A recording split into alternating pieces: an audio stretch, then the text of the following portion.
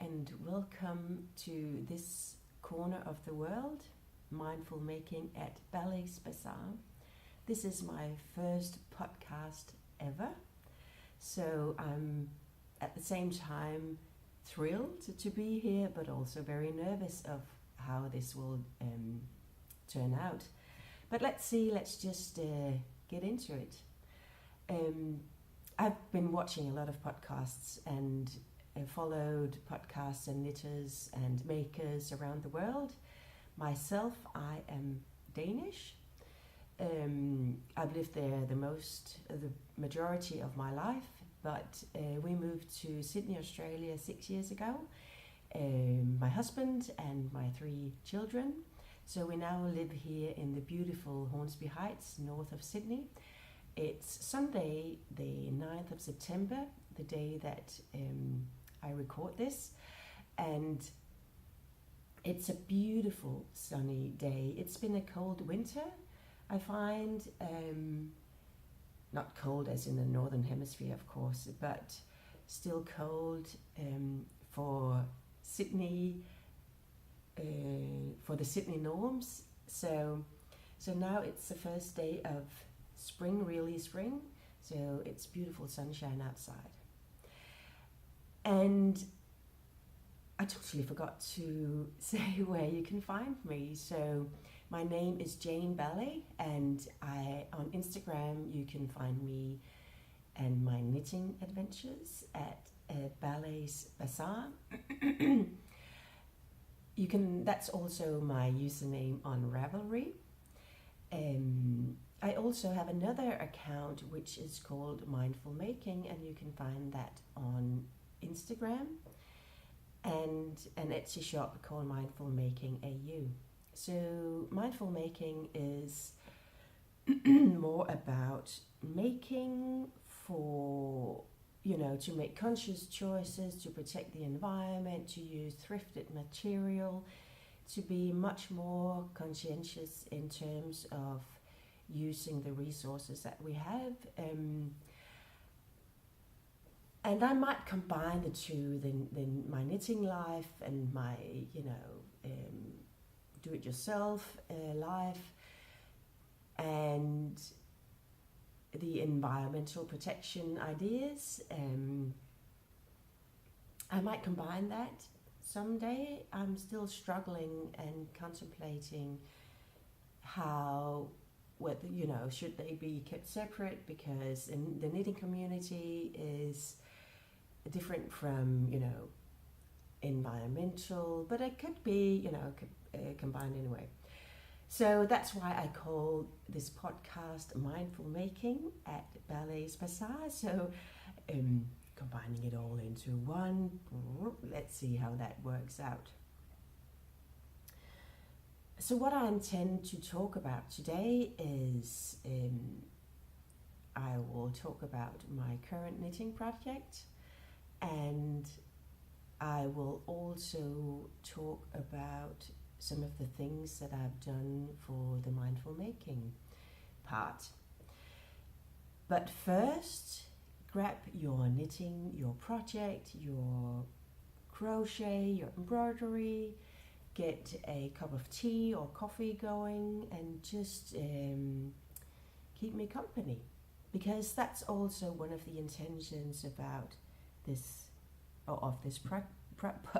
podcast, is to get that sense of a community. Being Danish, the maker's tradition, and especially knitting part, is, I'm about to say mature, but it's very developed, and a lot of people knit. I guess it's because of the long winters, you sit indoors, have a fire going, have a cup of nice hot beverages, tea, coffee, mulled wine in winter, and then you have your hands are busy with yarn and working your knitting needles or the crochet hook, and people get together during winter, and I love that, and I miss that here.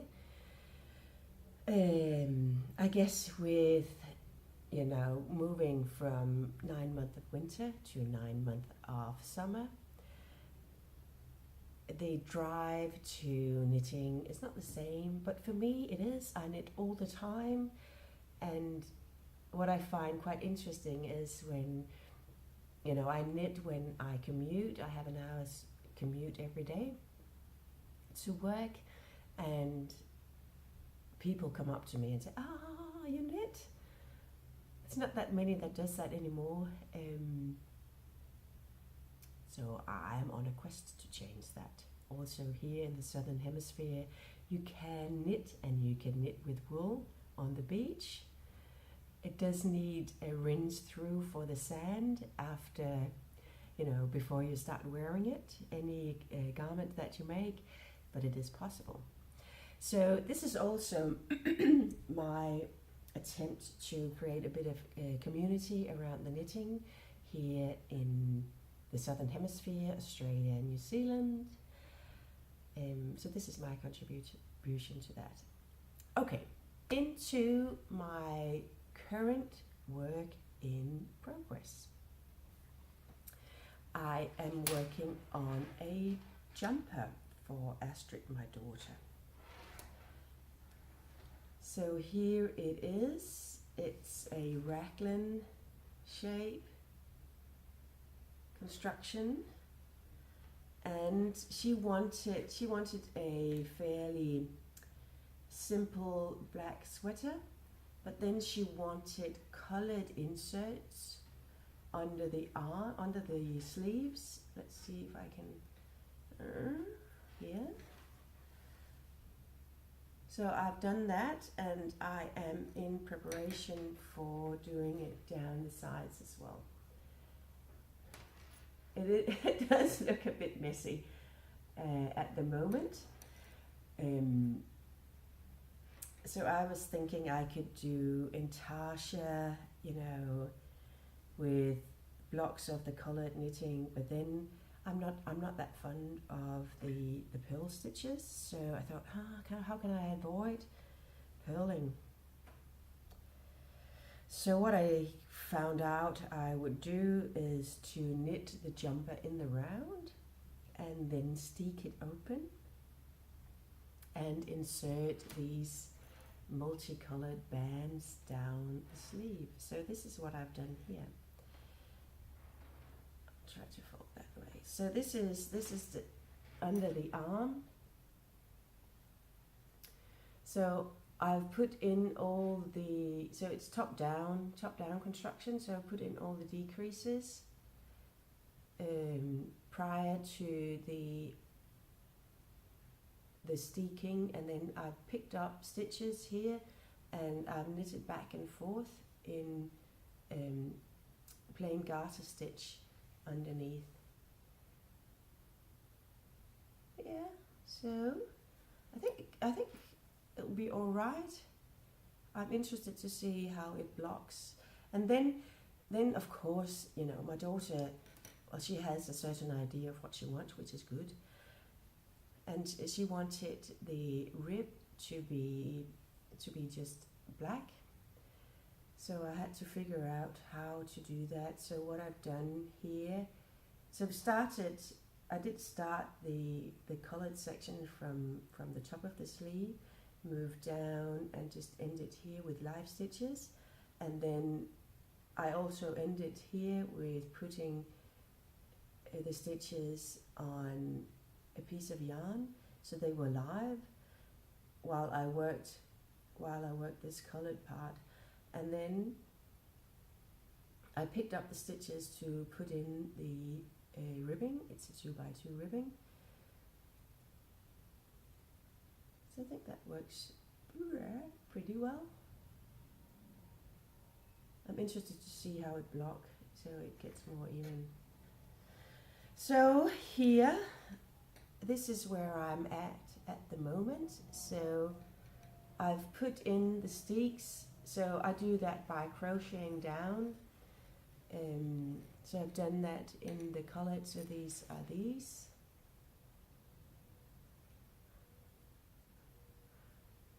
It's not easy to show.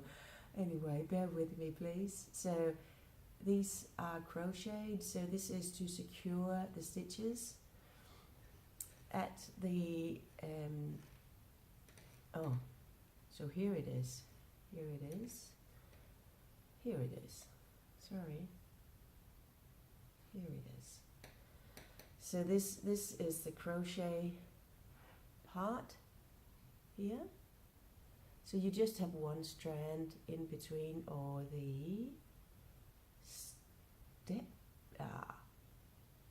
that will stick in between here, and then I am picking up stitches to get the live stitches. So what, and I have done this on the other side here.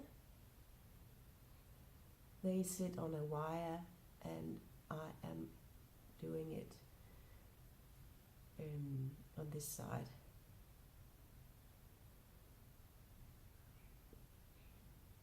If I can make it work, I will edit in a short just description of how I do this. It isn't difficult, it just takes a bit of patience, and what I will do after I've picked up the stitches, I will cut open in between the crocheted stitches, and then I will insert the garter stitch section. The other side, I haven't done anything yet. Oh, it's a bit messy with all the threads of yarn. So here I just marked this side, down the side, so it's ready to stick. And for the sleeve, there are, it's difficult to see in the black, so I have 4 stitches between the decreases, so this is where I will work the crochet sealing of the stitches, and also picking up the stitches for the insert. You can see here, this is where I've just put the end of the sleeves on a piece of yarn, so I keep the live stitches.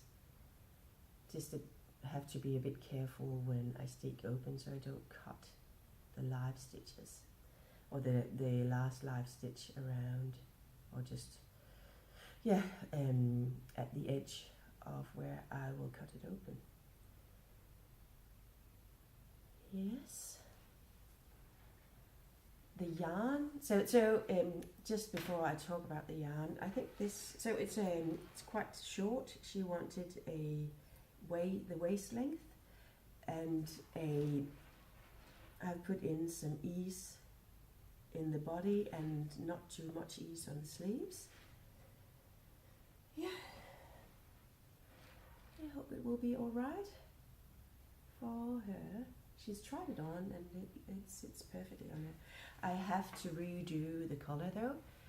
It's too tight and too high, so I will reduce it to, this is probably 4 centimeters. I'll put it down to 3, 2.5, and still a 2x2 ribbon. Yeah, so that, I hope it will be finished next time. I do plan to record a second time. I don't know when, in a couple of weeks or a month, maybe, a couple of weeks. I'll try to do that, and I hope to be able to present that to you. Then, just want to talk about the yarn that I've used. So the main color, it's a beautiful black. It's the Coast yarn. It's a mix of cotton and wool. It's a quite thin thread, and so it's 2-ply, light fingering weight, but I work it with combining 2 strands of this yarn, and I work Astrid's jumper on a 3.5mm needle, US 4. This yarn is, I bought that on cones from a complete cone, 500 grams from Holst Garn in Denmark, and I got it shipped out here to Australia, but you can get it different places. There are another Danish company, Garn Pusher, which has it, or which carries that yarn. I know that a Glorious Yarns, I think, in Brisbane, here in Australia, also carries this yarn. It's super soft and a delight to work with, and I think with the combination of wool and cotton is just ideal for this climate that we have here in Australia. The coloured part is this fancy fella. I love this one. It is the colorway Goblin, and it's the hedgehog twist sock yarn.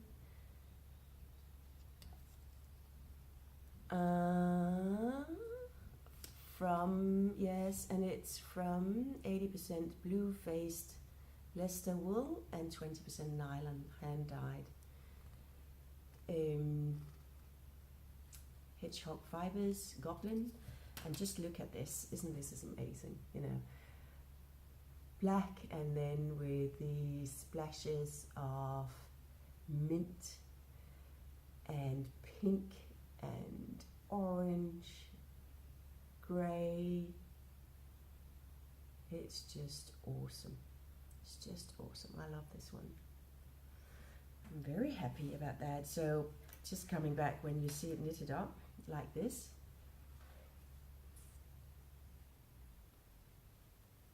isn't that gorgeous? Look at those colors. Love it, love it. So cool, so cool. Yeah, so that's my yarn and my work in progress.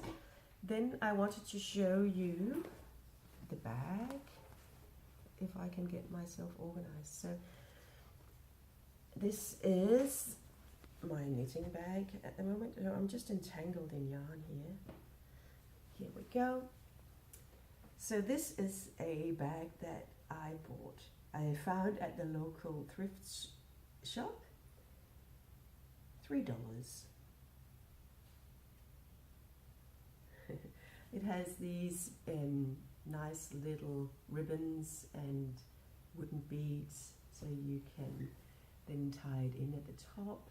And look at these embroidered pockets. I just sort of, do I like them? Do I like them? But I do like them. And it's a very spacious bag. So I carry everything. So I have my double pointed, and this is a sleeve for all my crochet hooks that I made a few years back.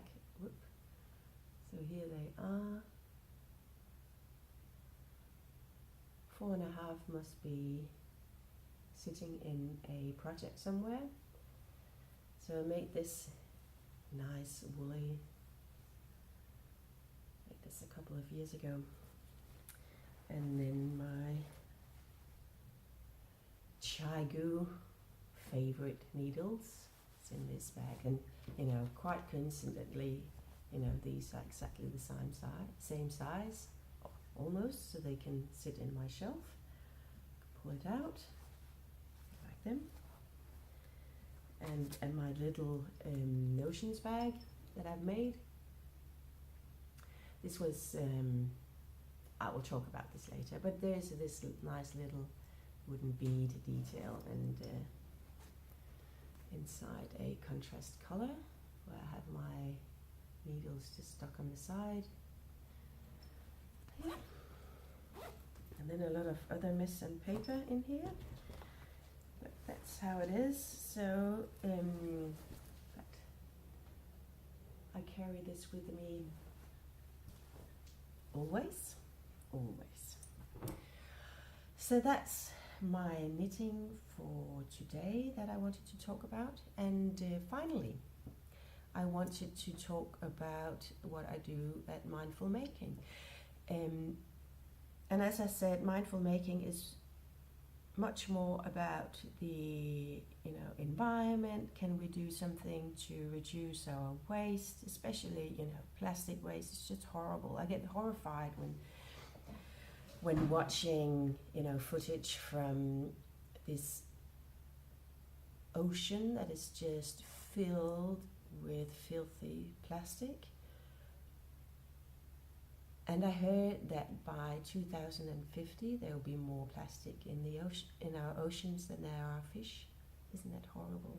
And that's only something we have done within the last 50 years. Oh, it just makes me mad and angry. And then the term, single-use plastic doesn't exist, because all the plastic that we've ever used is still there in the environment. And here in Australia, we don't burn our rubbish like they do in Denmark, and they it's probably not the right word, but we burn then and use the heat from the combustion. Is that the right word? I don't know. And use that for heating our houses. Excellent. But here in Australia, it all goes to landfill, so it just sits there. Today and tomorrow and in 200 years, they would think, what interesting tools they had back then, our toothbrushes, our plastic bags, everything. Okay, so I'm, we can do small steps every day to help reduce that waste, just being a bit mindful of our use of plastic and try to avoid and refuse that use. So I have started making reusable produce bags. So I create these bundles of reusable bags, and there are 5 bags in a bundle, color-coded with 3 of the smaller sizes, and then the bigger sizes are these colors. I sell them in the Etsy shop called mindfulmakingAU. They are lightweight, sturdy, and this is the small size, and it is big enough to carry broccoli and a iceberg, lettuce, capsicum, beans. So there are 3 of these in a bundle, and then there's the medium size, which is slightly bigger, and then the large size. And I use the large size mainly for, I try to do a weekly grocery shop, and this is for all the apples that we eat. And it easily carries 2.5, 3 kilos in one of these, and you just tie it in like that. And you can see through. They're very strong and lightweight. So even though this is not cotton, it's polyester, but it's a cheap material. If you look at the environmental footprint of polyester and cotton, I saw a sort of a research study done by University of Technology in Copenhagen, that they have looked at cotton bags and polyester, and you have to use the cotton ones 7,000 times before its environmental footprint is as cheap as this. So I think, you know, if we want to make an easy conscious choice and try to reduce the use of plastic, one of the very easy choices and changes you can make is to use reusable bags for, of course, for your grocery shopping, but also for when you buy fruit and vegetables at your grocery shop, to use reusable bags. This is the one that I sell the most. It's very popular. Another one that I've started creating and selling are these. They are slightly bigger, and these are made of an upcycled curtain that I found in a thrift shop. So total win-win, you know, supporting a good cause and then at the same time making something that protects the environment. Sorry, I've had a terrible cold. So this is what the fabric looked like. I've called it shiny leaves. Very pretty. The last type I want to show you are these sets of 3, and this is an upcycled tablecloth I found. So it's a limited edition. There are 5 bundles of these. So 3 of the small ones, and if I take this is one of the leftovers of the fabric. Isn't that pretty? So all the bags will look different because it differs across the tablecloth. So these are cotton because the fabric is cotton. And you can find these on the Etsy shop called mindfulmakingAU. If you live locally, put in a custom order if you want to come to Hornsby Heights north of Sydney and pick up an order. You can do that and select the custom order option, because then we can arrange for not adding the postage, which is Australia Post needs a bit of money for shipping this around the world. I have actually had customers from around the world, from all of Australia and from the US, from Canada to Latvia. It's a lot of fun. It's a lot of fun. Let me just check my notes. So I think that's all I wanted to talk to you about today. I will talk more about, you know, being Danish living in Australia, some patterns that I have going, knitting patterns, and all other work in progress and more initiatives in the mindful making paths. But I hope to see you again, and I hope you enjoyed my little journey into what I make, and I apologize for a deeper voice and a bit of sniffly nose, and my first adventure into recording a video. My theme for this year is action. So the theme for 2018 is action, and I thought, you know, I've been thinking about this for a long time, and I've been watching other podcasts, and I thought I can do this, and then I was, I can't. But with the theme in mind, just the action, I thought, oh, okay, I'll just do it and see how it goes, and I can always improve, and, you know, improve editing and put on music and, you know, notes, and I see if I can figure that out. So I hope to see you again. I'll try to produce and publish a podcast again in 2 weeks' time. So I hope to see you then. Bye bye.